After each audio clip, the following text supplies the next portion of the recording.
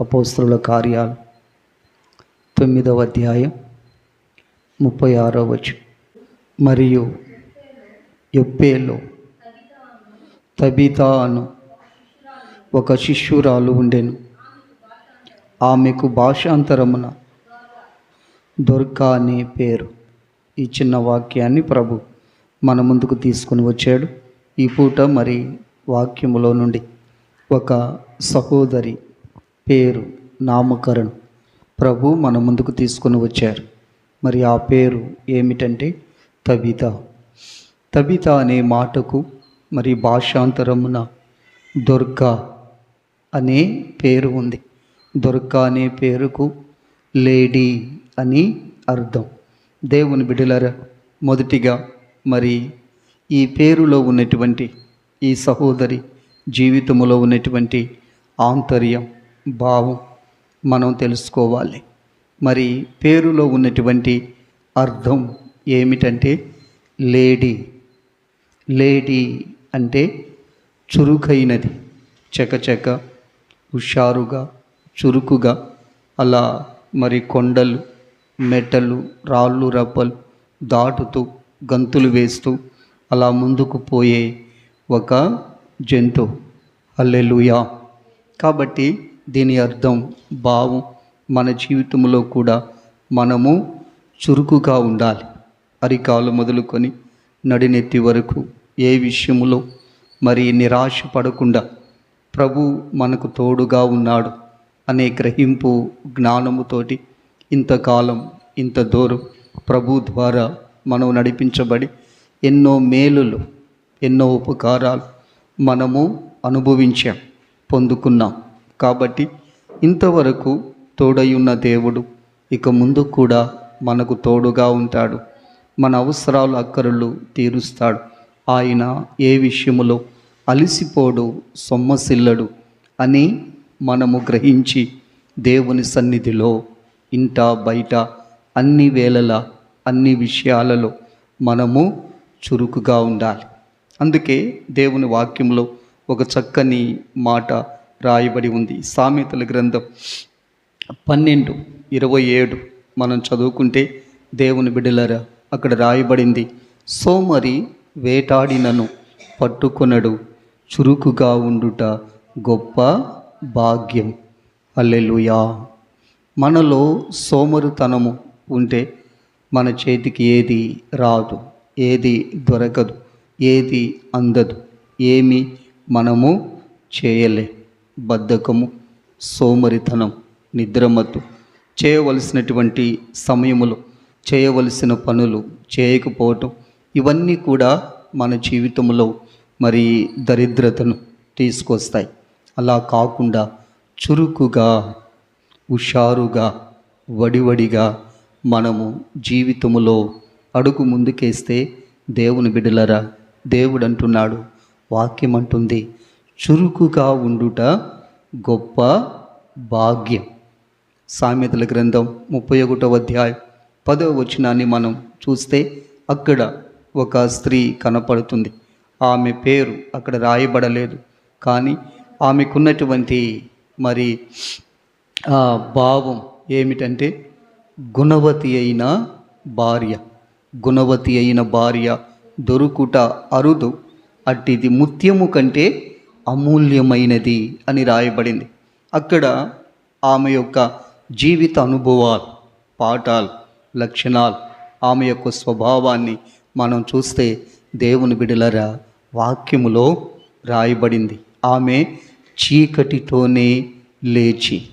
హల్లెలూయా. చీకటితోనే లేస్తుందంట. తన ఇంటి వారికి ఆహారం సిద్ధపరుస్తుందంట, పనివారికి భత్యం సిద్ధపరుస్తుందంట, తన భర్తకు బ్రతుకు దినములన్నిట మేలే చేస్తుంది, కానీ కీడేమీ చేయదు. తన పిల్లల నడతలు కనిపెడుతుందంట. వాక్యములో రాయబడింది, తన ఇంటి వారి నడతలు ఎలా ఉన్నాయో వాటిని అనుక్షణం ప్రతిక్షణం గమనిస్తూ పరిశీలిస్తూ మరి ఆ రీతిగా పిల్లలను గమనిస్తూ ఉంటుంది, వారి నడతలను గమనిస్తూ ఉంటుంది, వారు ఏమి చేస్తున్నారు శ్రద్ధ వహిస్తుంది. ఇంకా డబ్బు ధనం, ద్రవ్యం వాటితో ఏం చేస్తుంది? పొదుపు చేస్తుందంట, ఆదా చేయటం. దేవుని బిడ్డలారా, మరి డబ్బు, అలాగే సొమ్ము, సొత్తు ఇటువంటివి ఖర్చు పెట్టే విషయంలో ఒక అదుపు అనేది, పొదుపు అనేది మన జీవితంలో మనకుంటే మనం ఎప్పుడూ కూడా ఆర్థిక దరిద్రత అనుభవించం. హల్లెలూయా.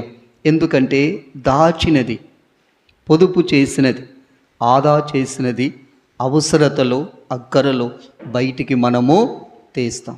అలా కాకుండా మరి విచ్చలవిడిగా ప్రతిదీ మనం ఖర్చు పెట్టే స్థితిలో అలా మనము జులాయిగా ప్రవర్తిస్తే దేవుని బిడ్డలారా అవసరానికి ఏమీ ఉండనటువంటి పరిస్థితి. ప్రభు చెప్పారు, 10 రూపాయలు మనం సంపాదించినప్పుడు 1 రూపాయి దేవునికి ఇవ్వాలి.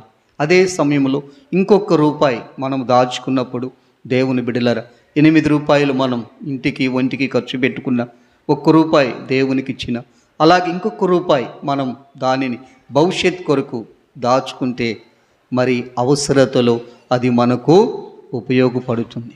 కాబట్టి ఈమె జీవితంలో ఉన్నటువంటి లక్షణాలు చీకటితోనే లేస్తుంది, ఇంటి వారికి ఆహారం సిద్ధపరుస్తుంది, పనివారికి భత్యం కల్పిస్తుంది, భర్తకు మేలు చేస్తుంది, ఇంటి వారి పిల్లల నడతలు గమనిస్తుంది, డబ్బు ధనం దానిని పొదుపు చేస్తుంది, ఆదా చేస్తుంది. పని చేయకుండా ఆమె భోజనము చేయదంట. హల్లెలూయా. ఆమె కొనియాడబడిన స్త్రీ అని చెప్పి వాక్యములో రాయబడింది. కాబట్టి ఈ లక్షణాలన్నీ కూడా ఆమెలో ఉన్న చురుకుదనాన్ని, హుషారుగా లేడీ వలె గంతులు వేస్తూ ఆ స్వభావం, హృదయం, మనస్సు, ఆలోచనలు, గుణశీలత, నడిపింపు అదంతా కూడా మనం చెప్పుకున్నాం. లేడీ వలె చురుకుగా ఉండే ఒక సహోదరి, స్త్రీ అని మనము చెప్పవచ్చు. హల్లెలూయా.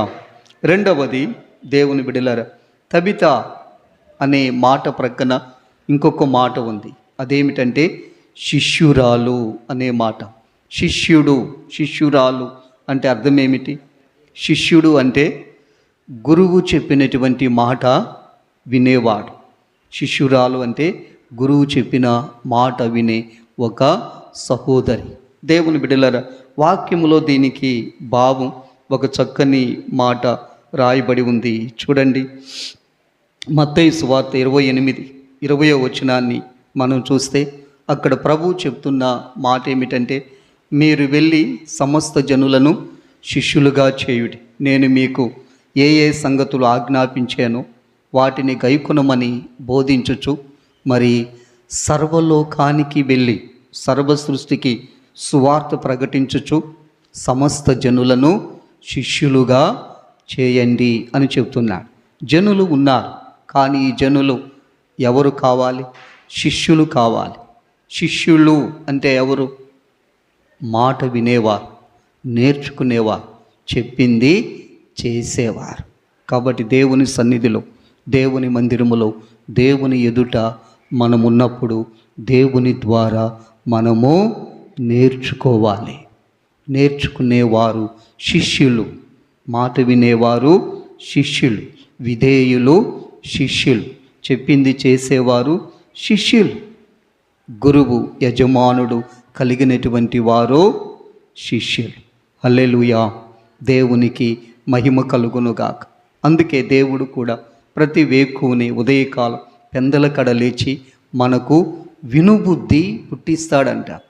ఆయన ఏదో చెప్తున్నాడు, మనకు వినే మైండ్, మనస్సు, చెవులు లేవు. అయినా కానీ దేవుడు మనల్ని ఆవరించి, స్పర్శించి, తాకి, ఇంకొంచెం ప్రార్థనలో ఉండేటట్లుగా మనల్ని పురికొల్పి తన సన్నిధి కాంతితో మనల్ని నింపి మన చెవులను ముట్టి ఆయన చెప్పేది ఆయనే వినుబుద్ధి పుట్టిస్తున్నాడు. హల్లెలూయా. కాబట్టి మనం విన్నప్పుడు, లోబడినప్పుడు, దాన్ని నేర్చుకున్నప్పుడు దేవుని బిడ్డలారా భవిష్యత్తులో మనము అన్ని విధాలుగా ఆశీర్వాదకరంగా మనముంటాం. అలా లేకున్నప్పుడు మన జీవితం చిందరవందర గందరగోళం అవుతుంది. అదే మాట వాక్యములో మనం చూద్దాం. చూడండి, యెషయా గ్రంథం 54వ వచనం చదువు. యెషయా గ్రంథం 54 అలసిన వానిని మాటల చేత ఒరడించు జ్ఞానం నాకు కలుగునట్లు శిష్యునికి తగిన నోరు యెహోవా నాకు దయచేసి ఉన్నాడు. శిష్యులు వినున్నట్లుగా నేను వినుటకై ఆయన ప్రతి ఉదయమున నాకు వినుబుద్ధి పుట్టించుచున్నాడు. చాలు దేవుని బిడ్డలారా, ఇక్కడ 2 మాటలు ఉన్నాయి. ఒకటి తగిన నోరు, తగిన నోరు. రెండవది వినుబుద్ధి. అంటే తగిన నోరు, తగిన చెవులు శిష్యునికి ఉండాలి. శిష్యునికి ఉండవలసినటువంటి 2 అనుభవాలు ఏమిటంటే, ఒకటి తగిన చెవులు. దురద చెవులు అని వాక్యములో ఒక చోట రాయబడింది. దురద చెవులంటే చెప్పే ప్రతిదానిని వినటం, లోకపు మాటలు, వ్యర్థమైన మాటలు, ఈ లోక సంబంధమైనటువంటి మాటలు, వాటిని వినాలి, కానీ విని వదిలేయాలి. ఏది మేలు, ఏది మంచి, ఏది ప్రయోజనం, ఏది శ్రేష్టమైనది, ఇది అవసరమా, ఇది మనకు ఉపయోగపడుతుందా, దీని ద్వారా ప్రయోజనం ఏంటి అని చెప్పి వాటిని విని వ్యర్థమైన ప్రతి మాటలను మనము విడిచిపెట్టాలి. అలాగే తగిన నోరు, ఎలా మాట్లాడాలి, ఎవరితో, ఎప్పుడు, ఎక్కడ, ఎలా మనం నోరు తెరిచి మాట్లాడే మాట ఇతరులకు, అన్యులకు, అనేకులకు, దేవుని పిల్లలకు, తల్లిదండ్రులకు, అలాగే పిల్లలకు ప్రయోజనకరంగా ఉంటుందా అని ఎప్పటికప్పుడు మనము పరిశీలన చేయాలి. హల్లెలూయా. లోకస్తుల వలె, అన్యుల వలె మరి ఏది పడితే అది మనము మాట్లాడకూడదు. మీ సంభాషణ ఎల్లప్పుడూ ఉప్పు వేసినట్లుగా రుచి కలదిగా ఉండాలని వాక్యములో రాయబడి ఉంది. కాబట్టి శిష్యునికి ఏముంటాయంటే వినే చెవులు ఉంటాయి, అలాగే తగిన నోరు, ఏది మాట్లాడాలో ఆ నోరు ఉంటుంది. కాబట్టి ఇక్కడ ఈమె పేరు ప్రక్కన ఏమి రాయబడిందంటే ఈమె శిష్యురాలు. అప్పుడు శిష్యులందరూ సేవ చేస్తూ సంచరిస్తున్నారు. ఈమె కూడా ఆ పేతురు, యోహాను, యాకోబు, పౌలు గారు వాళ్ళు సంచరిస్తున్నప్పుడు అలా శిష్యురాలుగా అక్కడ ఉంది. దేవుని బిడ్డలారా, ఆమె జీవిత అనుభవాలు అలా ఉన్నాయి. ఆఖరిగా ఒక్క మాట మనం చెప్పుకొని ముగించుకుందాం. అలాగే అందులో ఇంకొక మాట ఉంది. అదేమిటంటే ఆమె సత్క్రియలు, ధర్మకార్యాలు చేసింది. హల్లెలూయా.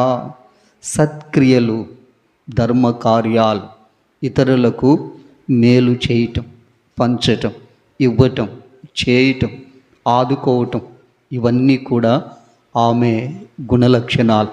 ధర్మకార్యాలు, సత్క్రియలు. సత్క్రియ అంటే మంచి పని.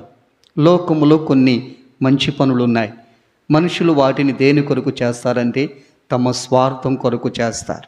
అప్పుడప్పుడు కొన్ని కార్యాలు చేసి వారి మెప్పు కొరకు, ఘనత కొరకు, వారి పేరు బయటికి రావాలని, అలా వారిని కనపరుచుకోవాలని అలా చేస్తూ కొన్ని ఆ రీతిగా ఫోనుల్లో కూడా చూపిస్తూ ఉంటారు.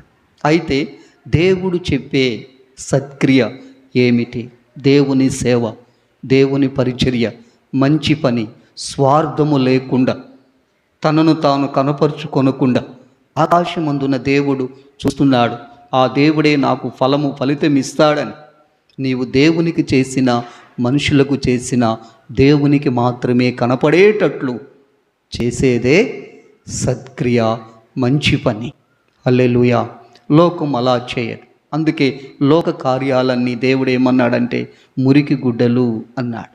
దేవునితో మనముండి దేవుని వలన మెప్పు, మహిమ, ఘనత పొందేటట్లుగా మనల్ని కనపరుచుకొనకుండా ఇతరులకు చేసే ప్రతి పని, క్రియ, అందులో స్వార్థం ఉండదు, స్వలాభం ఉండదు.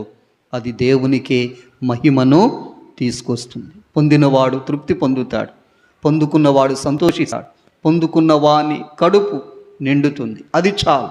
వాడు తృప్తి పొందితే దేవుడు సంతోషిస్తాడు. అందుకే వాక్యములో రాయబడింది, పేదలను కటాక్షించువాడు ధన్యుడు.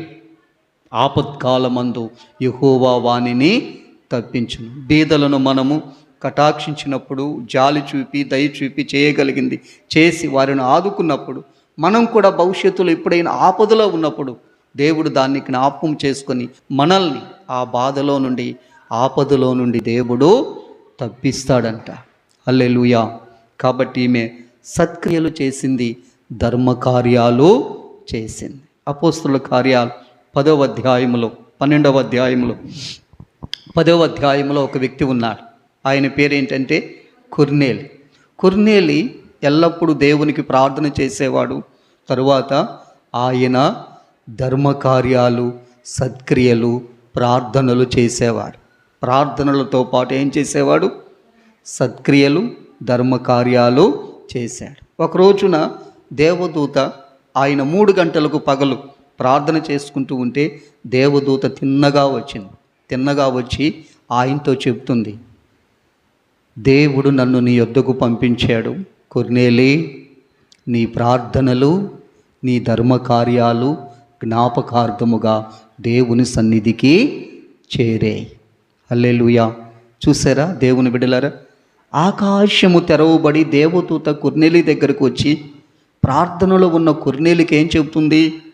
నీ ప్రార్థనలు, నీ ధర్మకార్యాలు దేవుని సన్నిధికి జ్ఞాపకార్థముగా చేరే. దేవుడు నన్ను పంపించాడు కాబట్టి నీ ముందు నీవు చేయవలసిన పనులేంటో నీకు చెప్పమని నన్ను పంపించాడు. ప్రక్క ఊరిలో పేతురు అనే దైవజనుడు ఉన్నాడు. అతన్ని పిలిపించుకొని వాక్యం చెప్పించుకో, భక్తిలో నీవు ముందుకు వెళతావు అని చక్కటి శుభవార్త చెప్పి దూత వెళ్ళింది. ఇక్కడ చూడండి, ధర్మకార్యాలు, సత్క్రియలు ఎక్కడికి వెళ్ళే? దేవుని సన్నిధికి జ్ఞాపకార్థముగా వెళ్ళి. హల్లెలూయా. అందుకే ఆఖరిలో మత్తయి సువార్త 25వ అధ్యాయములో యేసు ప్రభు సింహాసనం మీద కూర్చొని ఉంటాడు. కుడి ప్రక్కన ఉన్న గొర్రెలను చూచి ఆయన మెచ్చుకుంటున్నాడు, పొగుడుతున్నాడు.